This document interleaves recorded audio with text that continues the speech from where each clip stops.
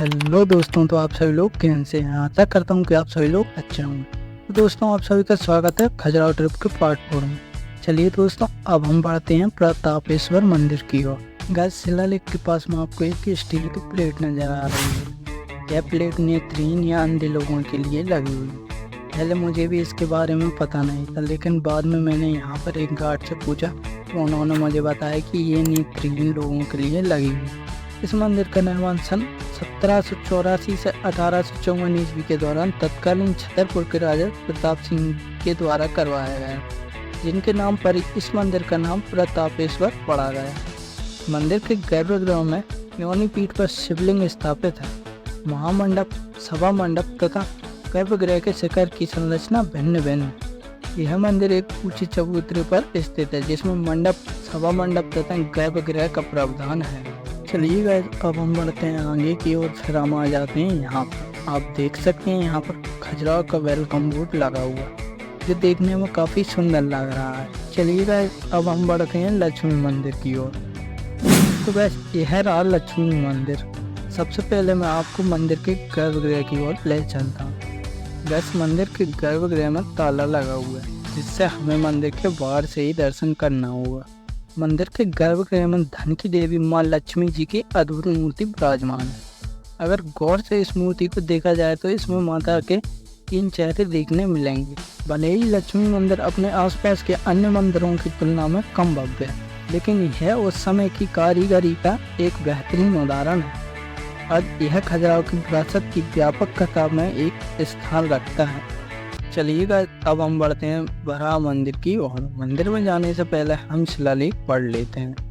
यह मंदिर भगवान विष्णु के वराह अवतार को समर्पित है। वराह की मूर्ति 2.6 मीटर लंबी और 1.7 मीटर ऊंची है। मूर्ति विशाल और अखंड है तथा भलुए पत्थर से निर्मित। मूर्ति के पूरे शरीर पर कई सारी आकृतियां उकेरी गई हैं। नाक और मुंह के बीच उकेरी गई मूर्ति में देवी सरस्वती को अपनी भुजाओं में वीणा लिए हुए दिखाया गया है। यह अवतार भगवान विष्णु ने हिरण्याक्ष नामक राक्षस को हराने के लिए सुअर का रूप धारण किया था, जिसने पृथ्वी को लेकर ब्रह्मांडीय महासागर की तलहटी में ले गया। 1000 साल तक युद्ध करने के बाद वराह ने राक्षस को वध कर दिया एवं पृथ्वी को अपने दांतों के बीच में रखकर समुद्र के बाहर निकाला और उसे ब्रह्मांड में उसके स्थान पर वापस लौटा दिया। इस अवतार में भगवान विष्णु ने भूदेवी से विवाह किया था। यह मंदिर एक साधारण तथा भव्य ऊंचे चबूतरे पर निर्मित है। मंदिर विन्यास में आयताकार है, जिसकी छत पिरामिड नुमा तथा 14 साधारण स्तंभों पर टिकी हुई है। बलुए पत्थर से निर्मित इस मंदिर का निर्माण लगभग 900 से 925 ईस्वी के बीच किया गया था। चलिए दोस्तों, अब मैं आपको ले चलता हूँ लक्ष्मण मंदिर की ओर। यह रहा इस मंदिर का शिलालेख। गाइस, आपको ज़्यादा इंतजार ना कराते हुए मैं आपको ले चलता हूँ मंदिर के गर्भगृह की ओर। गर्भगृह का प्रवेश द्वार सप्त शाखाओं से अलंकृत है, जिनमें मध्य की शाखा को विष्णु के अवतारों से अलंकृत किया गया है। सरदल के मध्य में लक्ष्मी है, जिनके दोनों ओर ब्रह्मा एवं शिव है। गर्भगृह में चतुर्भुजी विष्णु के वैकुंठ स्वरूप की प्रतिमा स्थापित है, जिसमें उनके 3 मुख बने हैं। बीच का मुख मनुष्य का है तथा बगल के 2 वराहवत सिंह के हैं। भगवान विष्णु के वैकुंठ रूप को समर्पित इस मंदिर का निर्माण चंदेल शासक यशोवर्मन द्वारा लगभग 930 से 950 ईस्वी के मध्य करवाया था। यह पंचायतन शैली का संधार मंदिर। संपूर्ण मंदिर एक ऊंचे चबूतरे पर निर्मित है। इस मंदिर में विकसित मंदिर के सभी भाग देखे जा सकते हैं, जिनमें मुख मंडप, महामंडप, अंतराल तथा गर्भगृह। इस मंदिर के विन्यास में अन्य मंदिरों के समान ही इसका पंचरथ गर्भगृह है तथा मुख शिखर लघु शिखरों के समूह को युक्त है। संभवतः मेरे लिए इस मंदिर का मुख्य आकर्षक गर्भगृह की परिक्रमा करना था। यहाँ को पांव पर पड़ने वाली रोशनी जादुई थी। हालांकि कम रोशनी में और बिना ट्राइपॉड के इसे कैद करना मुश्किल था। दीवार के 3 प्रमुख भागों में भगवान विष्णु के अवतार अंकित किए गए हैं। दक्षिण में वराह, पश्चिम में नरसिंह तथा उत्तर में हयग्रीव की प्रतिमाएं अंकित की गई हैं। मंदिर के अंदर कई देवी देवताओं की प्रतिमाएं हैं। लक्ष्मण मंदिर के वास्तुकार मंदिर को मेरु पर्वत के रूप में प्रस्तुत करने का प्रयास कर रहे हैं, जो ब्रह्मांड का केंद्र, जिसके चारों ओर ग्रह देवता घूमते हैं। खजुराहो के सभी मंदिरों में लक्ष्मण मंदिर सबसे बड़ा मंदिर है। यह मंदिर अपनी जटिल नक्काशी और उत्कृष्ट वास्तुकला के लिए प्रसिद्ध है, जो चंदेला राजवंश के मंदिर डिजाइन की शास्त्रीय शैली का प्रतीक है। मंदिर की दीवारों को सजाने वाली उत्कृष्ट मूर्तियों में न केवल देवी देवता शामिल, बल्कि धर्मनिरपेक्ष और कामुक छवियों की भी प्रचुरता है, जो चंदेला समाज की समाज पेशी और उत्सव पूर्व प्रकृति और आध्यात्मिकता के प्रति उसके सूक्ष्म दृष्टिकोण को दर्शाती है। खजुराहो जिसके एक प्रमुख आकर्षक लक्ष्मण मंदिर एक विश्व स्तरीय पर्यटन स्थल के रूप में विकसित हुआ। चलिए दोस्तों, अब मैं आपको मंदिर की बाहरी बनावट दिखा देता हूँ। तो गाइस, यह रहा मंदिर का बाहरी भाग, जो देखने में काफ़ी सुंदर लग रहा है। चलिए दोस्तों, अब हम इस मंदिर की बाहरी बनावट के बारे में जानते हैं। इस तरफ आप देख सकते हैं 2 फॉरेनर नज़र आ रहे हैं, एंड उनके साथ एक गार्ड भी है जो उन्हें इस मंदिर के बारे में बता रहा है।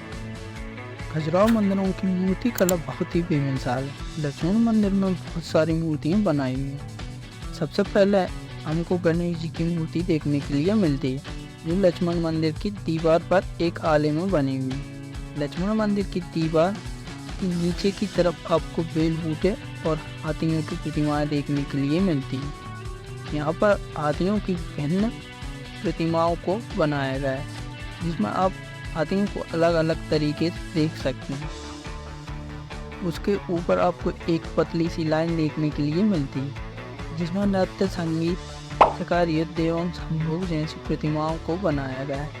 इन प्रतिमाओं को देखकर आपको उस युग की बहुत सारी जानकारी मिल जाएगी। इन प्रतिमाओं को देखकर आप उस समय के रहन सहन की रीति रिवाज और परंपराओं को जान सकते हैं। उस समय किस तरह पूजा की जाती थी, किस तरह उत्सव मनाया जाता था, किस तरह के लोग कपड़े पहनते थे, यह सभी चीज़ आप इन प्रतिमाओं को देखकर जान सकते हैं। लक्ष्मण मंदिर में ऊपर की तरफ आपको मुख्य प्रतिमाएं देखने के लिए मिलती हैं। यह प्रतिमाएं करीब 2.5 फीट ऊंची हैं।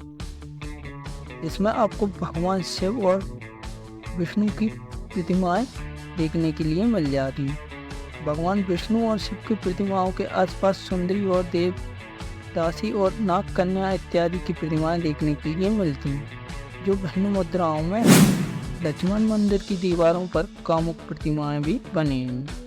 यह रहा इस मंदिर का पहला उप मंदिर, जिसमें भगवान विष्णु शेषनाग पर लेटे हुए हैं एवं उनके चरणों में माता लक्ष्मी जी विराजमान।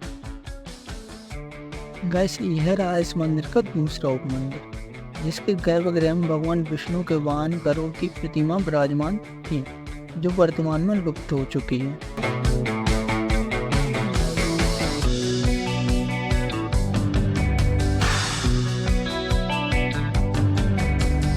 चलिए दोस्तों, अब हम चलते हैं मतंगेश्वर महादेव मंदिर की ओर। यह रहा इस मंदिर का शिलालेख। इस मंदिर का निर्माण 900 से 925 ईस्वी के समय हुआ था। उस समय यहाँ चंदेल शासक हर्षदेव का राज हुआ करता था। मंदिर के गर्भगृह में विशाल शिवलिंग स्थापित, जो तकरीबन 9 फीट ऊंचा है। इसका घेरा भी लगभग 4 फीट ऊंचा है।